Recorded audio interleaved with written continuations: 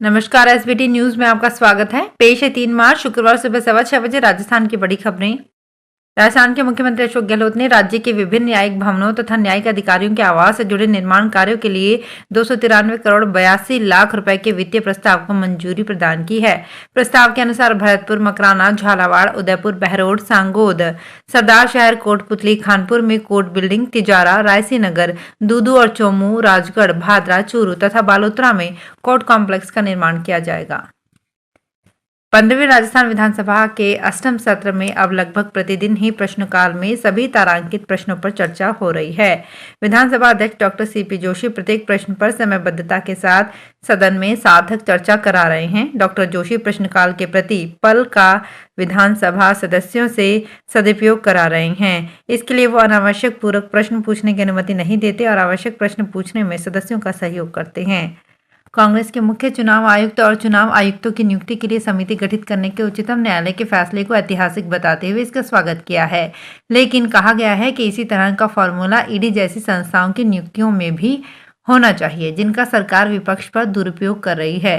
कांग्रेस प्रवक्ता अभिषेक मनु सिंघवी ने गुरुवार को पार्टी मुख्यालय में संवाददाता सम्मेलन में कहा कि देश में जब संस्थाओं के साथ खिलवाड़ हो रहा है और सरकार अपने लिए संस्थानों का दुरुपयोग कर रही है, तो ऐसे माहौल में शीर्ष न्यायालय का ये फैसला बहुत ही अहम हो जाता है।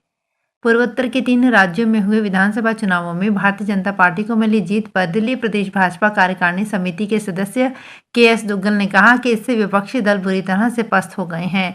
उन्होंने बयान में कहा कि चुनाव परिणाम से ये स्पष्ट हो गया है कि गृह मंत्री अमित शाह भाजपा के चाणक्य हैं, क्योंकि जिस प्रकार से श्री शाह ने देश के पूर्वोत्तर इलाके में प्रधानमंत्री नरेंद्र मोदी के कार्यों को आम जनता तक पहुंचाया, आज उसी का परिणाम है कि हर तरफ विपक्षी धराशाही हो रहे हैं।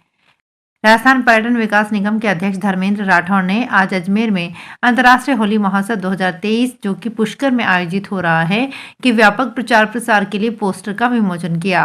राठौड़ ने जिलाधीशालय पर तैयारी बैठक में पोस्टर विमोचन के बाद कहा कि 4 से 7 मार्च तक होने वाले महोत्सव की प्रारंभिक सभी प्रशासनिक तैयारियां पूरी कर ली गई है।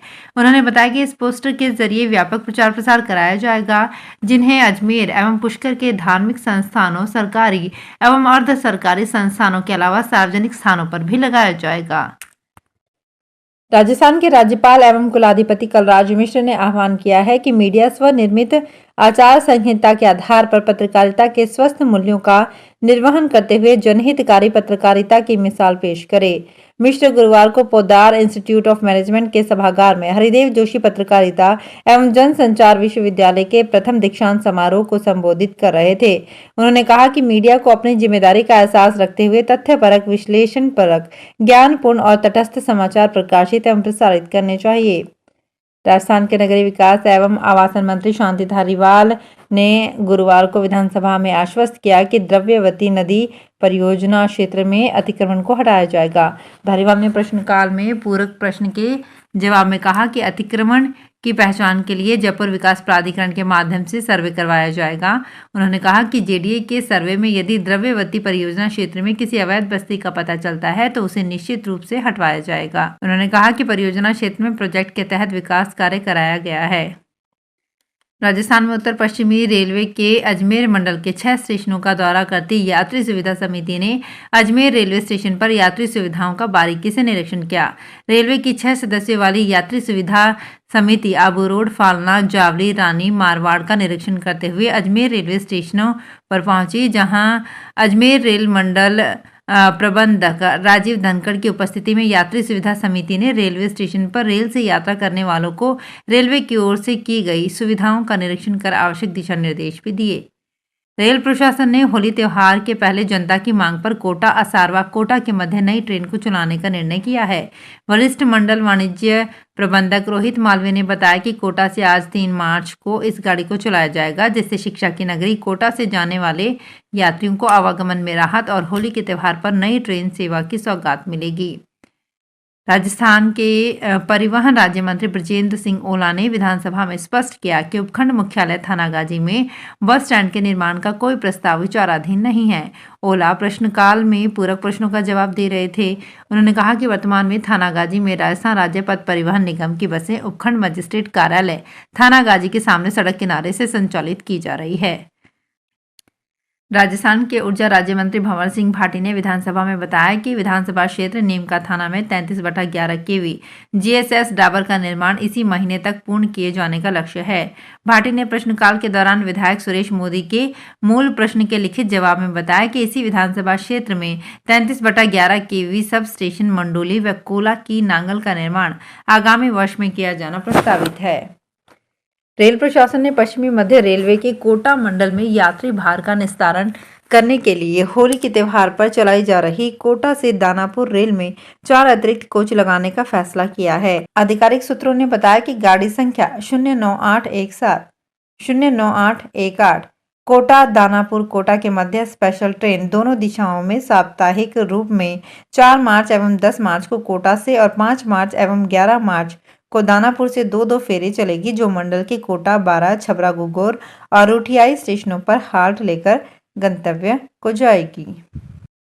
राजस्थान में अजमेर जिले के पुष्कर विधायक सुरेश सिंह रावत ने अजमेर विकास प्राधिकरण प्रशासन पर नागरिकों को परेशान करने और आए दिन बिना नोटिस दिए प्रशासनिक अमला लेकर लोगों के मकान तोड़ने के प्रयासों का आरोप लगाते हुए नियम के विरुद्ध कार्रवाई करने की बात कही है।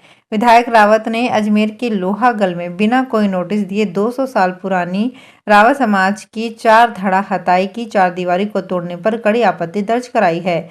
उन्होंने कहा कि इससे पूरे रावत समाज में भयंकर आक्रोश है। उन्होंने विधानसभा में भी स्थगन प्रस्ताव के जरिए इस कार्यवाही और प्रशासन की हठधर्मिता पर सरकार का ध्यान आकर्षित किया।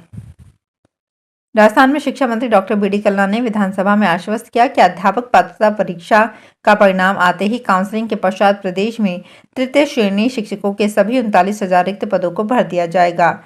कल्ला ने प्रश्नकाल में पूरक प्रश्नों के जवाब में कहा कि रीट की परीक्षा संपन्न की जा चुकी है। उन्होंने आश्वासन दिया कि सूरजगढ़ विधानसभा क्षेत्र में रिक्त तृतीय श्रेणी के अध्यापकों के पदों पर शीघ्र ही नियुक्ति कर दी जाएगी। आम आदमी पार्टी ने कहा कि सुप्रीम कोर्ट का अडानी घोटाले की जांच का आदेश मोदी सरकार पर जोरदार तमाचा है। आप के वरिष्ठ नेता और राज्यसभा सदस्य संजय सिंह ने गुरुवार को कहा कि अडानी मामले में सुप्रीम कोर्ट से एक महत्वपूर्ण फैसला आया है। सुप्रीम कोर्ट ने 6 सदस्य जांच कमेटी बनाकर अडानी के घोटाले की जांच करने का आदेश दिया है। ये एक सराहनीय फैसला है। उस कमेटी में पूर्व न्यायाधीश को भी शामिल किया गया है। तो फिलहाल इस बुलेटिन में इतना ही, फिर हाजिर होंगे कुछ और बड़ी खबरों के साथ।